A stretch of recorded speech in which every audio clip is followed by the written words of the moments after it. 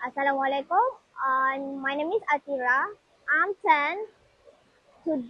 I can recite Surah An-Nas and the meaning. Okay, Cut. can we start? Yeah, sure. Okay. You recite the full surah first. Okay. أعوذ بالله من الشيطان الرجيم. قل أعوذ Bismillahirrahmanirrahim. بسم الله الرحمن الرحيم.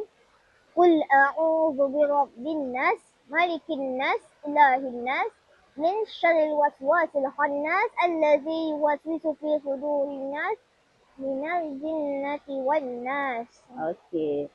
So with the meaning?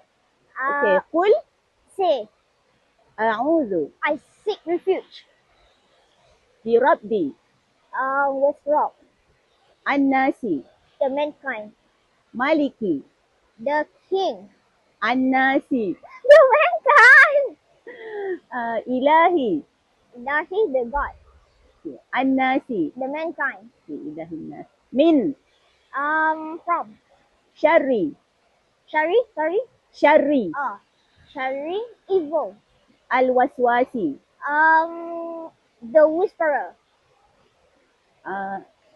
al-khannasi Al-Khannasi, what? al-khannasi. The one who retreats, Okay. Min syarri al-waswasi alladhi Allazi, who? yuwaswisu You watch me so? He whispers, fi see, in suduri the door chest,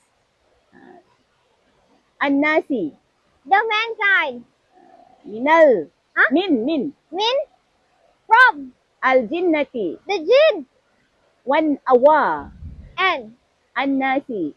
the mankind. Yay, Yay. good job, Tira. Congratulations. Bye-bye.